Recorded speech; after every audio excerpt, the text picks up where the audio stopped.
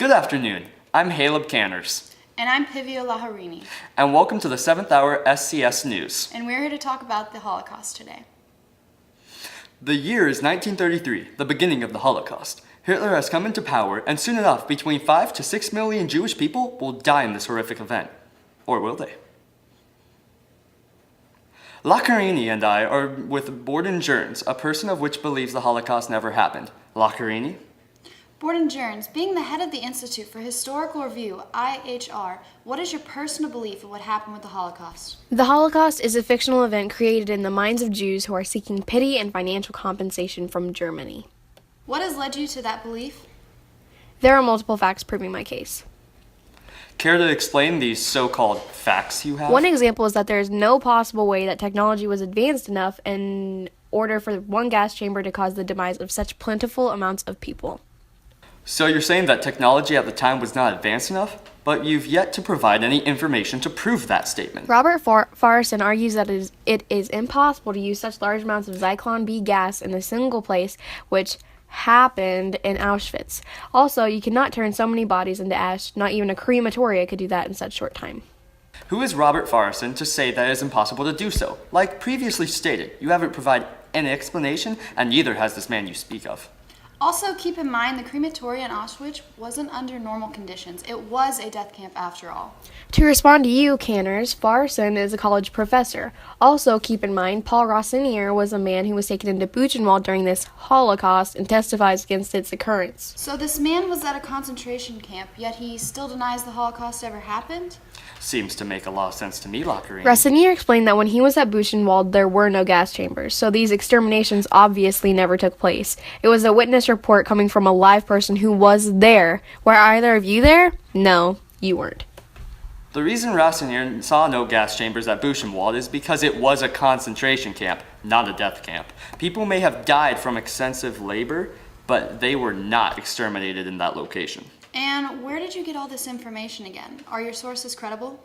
Many of the men are professors. Boots, Farson, Rossinier, these people are credible. Boots is a professor of electronics, Farrison is of literature, and Renisser is of geography. So what I'm hearing is Farson is an expert in fiction. Okay, let's suppose this Holocaust did happen. How would you explain the location of all the bodies? Ashes, considering they did have the powerful technology of gas chambers, could easily be loaded onto a truck and dumped into the river. So what exactly are you trying to do here, Jerns? My purpose is to restore the reputation of the Nazis from their undeserving, dirtied connotation. Okay, well, thank you very much for joining us today, but I think that's all we have time for on this segment. Yes, thank you. It was very mind-blowing. I hope I was able to provide insight on the reasons we believe what we believe. You certainly did. Thank you for helping us understand what goes on in the mind of a Holocaust denier.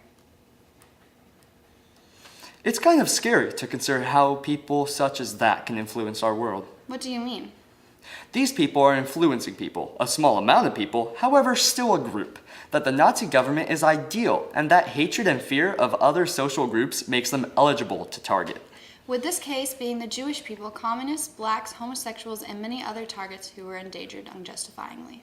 Holocaust deniers are affecting our youth by providing them with propaganda that is untrue, that could be used to make them believe hate and discrimination used to target minorities in the government is okay. Alrighty then, after that, let's get into a little political cartoon to lighten the mood. Let's head on over to today's political cartoon and afterward an insight on the story, While America Slept.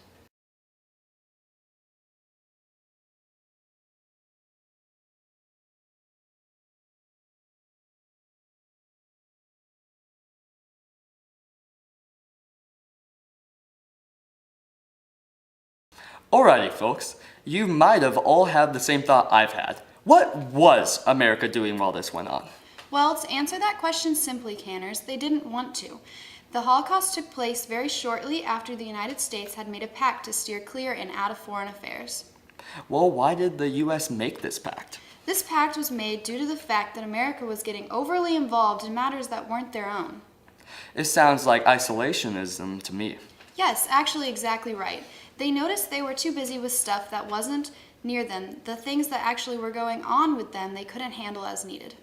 So basically what you're telling me is that they got busy putting others before them and they decided that it would be best to no longer intervene. In all actuality, yes, although that wasn't the only thing keeping them out of their foreign affairs. Oh, I see. Go on. Their president at the time wasn't too fond of getting involved due to the fact that he was still in the mix of pulling his country out of an economic depression. Well, anything else that you know of? Well, besides those two main reasons, not really, other than the plain and simple answer. The Americans were actually unaware of it for a good while, but I'm sure that was by Hitler's design. Oh yes, I'm sure. The Nazi government was efficient with the approaches they took. They had many tactics, and they worked for a good while until there was a traitor among them. Oh, who spilled the beans? What made their government so efficient? Well, those are both great questions, Lockerini. Who spilled the beans was actually a guy named Gerhard Reiner. He was the representative for the Geneva World Jewish Congress. He sent a report on the conditions of Jewish people. Oh, well, talk about go team, Canners. Now, about what made their government so functional. Two main things, which actually brings us to our next topic of the day, propaganda and censorship. You've seen the views of the Holocaust deniers. You've seen America's views. Now let's get into the subject of how the Nazi government used propaganda. If you weren't already aware of the definition of propaganda, it's information, especially of a biased or misleading nature, used to promote or publicize a particular political cause or point of view. The Nazi government used this to their advantage, either to inform people of what they believe or to persuade them to what they think.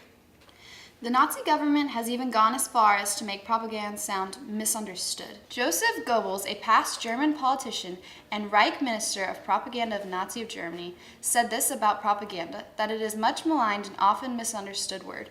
Propaganda always has a bitter aftertaste, but if you examine propaganda's most secret causes, you will come to a different conclusion. What exact conclusions, you might ask? Well, Goebbels continues. The propagandist must be the man with the greatest knowledge of souls. I cannot convince a single person of the necessity of something unless I get to know the soul of that person, unless I understand how to pluck the string in the harp of his soul that must be made to sound. To the people at home watching, do you truly believe propaganda is misunderstood? They became preoccupied in changing the attention onto something else, justifying their actions, although trying to maintain the integrative power of propaganda and its message to the people. They even went as far as to blaming their increasing defeats on the Jewish and made it to a decision that there will be either victory or be exterminated by the hand of international Jewry. Well, Caleb, I think that's pretty much wraps up today's news. That it has. This has been the 7th Hour SCS News, and tune in next time at 7 p.m. And stay classy, America.